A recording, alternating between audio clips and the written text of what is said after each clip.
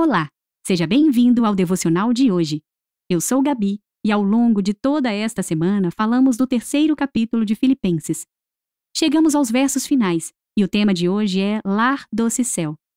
Seremos lembrados que esta terra não é o nosso lar. Consequentemente, não devemos nos sentir muito confortáveis aqui. A passagem de hoje é Filipenses capítulo 3, versículos de 18 a 21. Pois, como já disse repetidas vezes e agora repito com lágrimas, há muitos que vivem como inimigos da cruz de Cristo. O destino deles é a perdição, o seu Deus é o estômago, e eles têm orgulho do que é vergonhoso. Só pensam nas coisas terrenas. A nossa cidadania, porém, está nos céus, de onde esperamos ansiosamente o Salvador, o Senhor Jesus Cristo. Pelo poder que o capacita a colocar todas as coisas debaixo do seu domínio, Ele transformará os nossos corpos humilhados, tornando-os semelhantes ao seu corpo glorioso.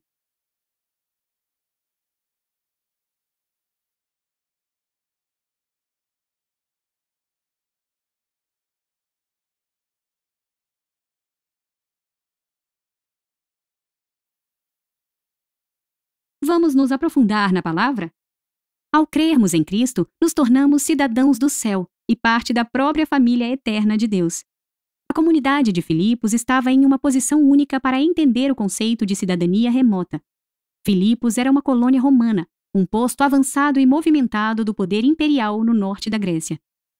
Embora seus moradores vivessem em Filipos, eles tinham o status privilegiado de cidadãos de Roma, uma cidadania que trazia consigo privilégios e expectativas. Apesar de estarem longe da capital do império, esperava-se que os filipenses incorporassem os valores romanos, servindo como embaixadores da sociedade romana em sua região remota. É importante ressaltar que ser um cidadão romano não exigia uma mudança física para Roma. Pelo contrário, esperava-se que os filipenses permanecessem em Filipos, onde poderiam promover ativamente a agenda romana exatamente onde estavam. Sabendo disso, agora você pode entender o quão profundas e aplicáveis as palavras cuidadosamente escolhidas por Paulo teriam ressoado na igreja de Filipos. Nossa cidadania está nos céus. As implicações do anúncio de Paulo são tão relevantes para nós hoje quanto eram há 2000 anos. Você percebe a conexão? Assim como os filipenses eram cidadãos de Roma, vivendo em Filipos, você é um cidadão do céu, vivendo na terra. Isso não é só a promessa futura de vida após a morte. É uma realidade presente. Você é o representante do céu hoje, um posto avançado do reino de amor de Deus. Todos os dias, temos a oportunidade de demonstrar nossa lealdade ao céu e ao Senhor, vivendo à sua maneira na terra, incorporando seus valores e seu propósito. Somos convidados por Jesus a ser seus embaixadores, participando ativamente da concretização da vontade de Deus, assim na terra como no céu. Este é um chamado impressionante e privilegiado, que você pode viver onde quer que esteja. Hoje, você está fisicamente presente na Terra, mas a Terra não é o seu lar. Você é um cidadão do céu. Como cidadão do céu, você está seguro e inabalável. Nada nesta terra pode derrubá-lo, pois ela nunca foi o seu lar. Você é filho amado de Deus, um membro de sua casa. Portanto, mantenha-se firme, eleve-se acima das coisas terrenas e viva com ousadia como embaixador de Cristo.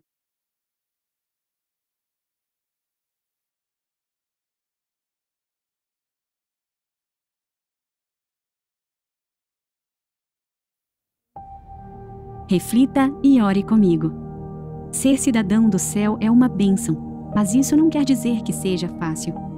Estando inseridos neste mundo, precisamos continuamente discernir e resistir à cultura aqui que não condiz com os princípios de Deus. Peça ao Senhor por capacitação e força para realizar isso.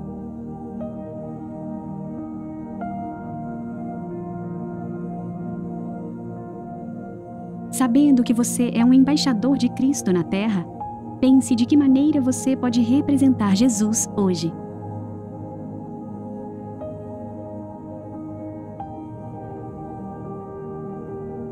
Ser parte da família de Deus é uma bênção oferecida a todos. Fale da salvação em Jesus para aqueles ao seu redor hoje.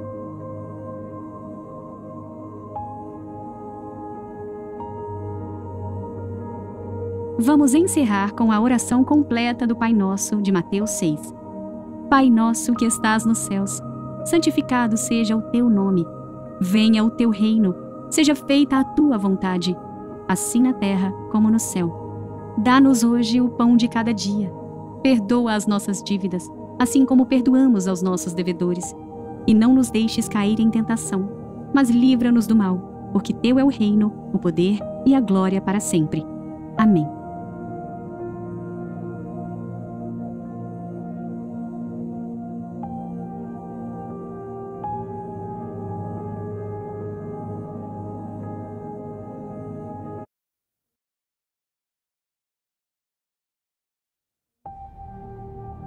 Olá, seja bem-vindo ao nosso caminho pela Bíblia de hoje. Vamos juntos ouvir Deus falar conosco através da passagem de Mateus, capítulo 27, versículos de 3 a 10. Quando Judas, que o tinha traído, viu que Jesus havia sido condenado, tomado de remorso, devolveu aos chefes dos sacerdotes e aos líderes religiosos as 30 moedas de prata. Ele disse: pequei, pois traí sangue inocente.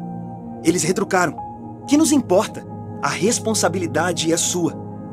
Então, Judas lançou o dinheiro dentro do templo e saiu dali. Em seguida, foi e se enforcou.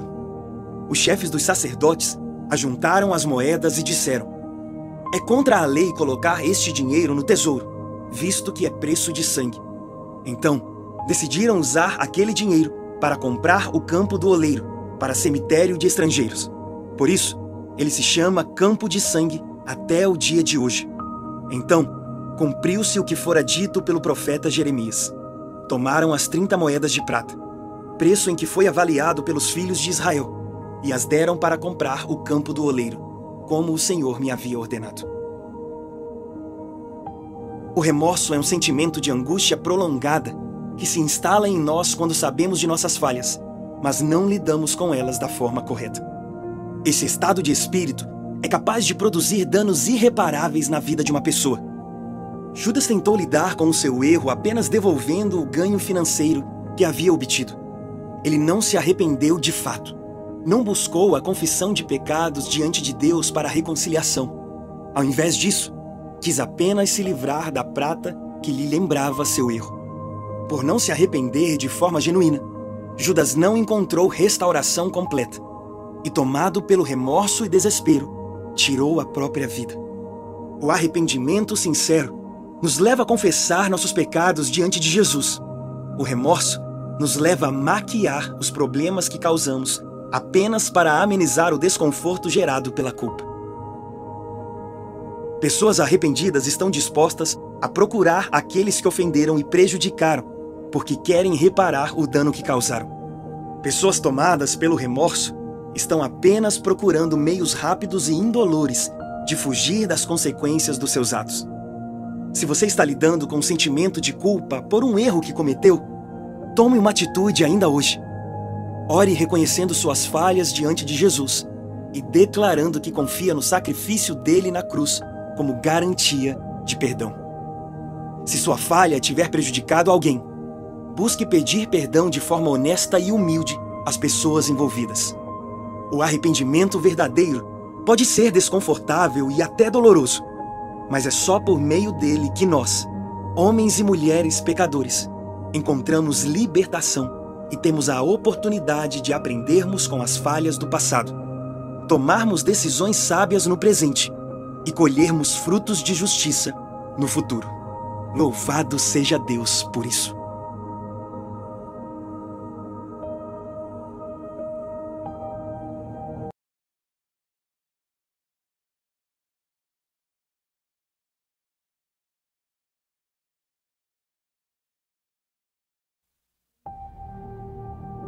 Olá, eu sou Amanda Josepete, seja bem-vindo ao especial do Posicionadas aqui no Glorify.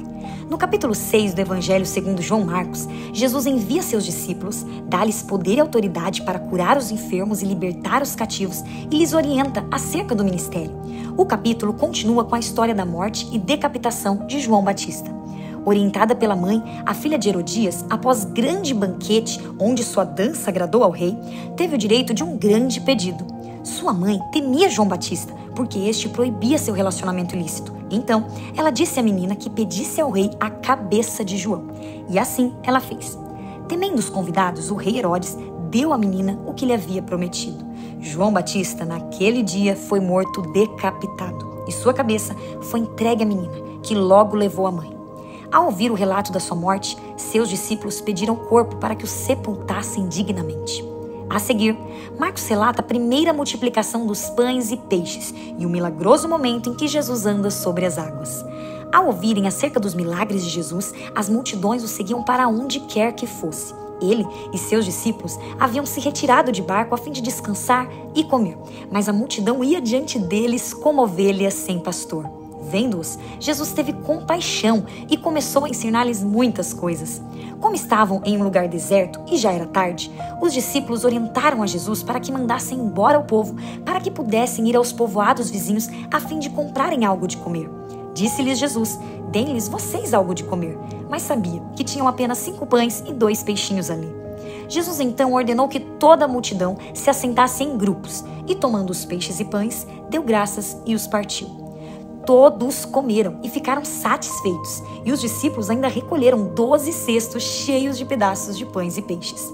Os que comeram foram 5.000. Que milagre! Que grande multiplicação! Ainda hoje, ficamos atônitos ao ouvir os milagres de Jesus. Logo em seguida, os discípulos saíram à frente de Jesus, para que o mesmo dispersasse a multidão. Ao anoitecer, vendo Jesus ainda em terra firme que seus discípulos no mar remavam com dificuldade, saiu ao encontro deles, andando sobre as águas. Ao vê-lo, eles gritaram aterrorizados, temendo ser um fantasma. Disse Jesus: coragem, sou eu, não tenham medo. E subiu no barco para junto deles, e então o vento se acalmou. O capítulo continua contando que por onde Jesus passou, nas cidades e povoados onde ia, curava os doentes e libertava os cativos. Muitos o seguiam e suplicavam para que pudessem ao menos tocar na borda do seu manto, e todos os que nele tocavam eram curados. Como aprendemos anteriormente neste estudo, novamente vemos a grande compaixão que Jesus tinha. Ele sempre se preocupava em atender as multidões e, por compaixão, mesmo quando ele e seus discípulos desejavam se retirar e descansar, ao ver os necessitados, ele parava para ensinar e fazer milagres. Que sejamos nós um reflexo do nosso Senhor Jesus Cristo, sendo cheios de misericórdia e compaixão para com o próximo.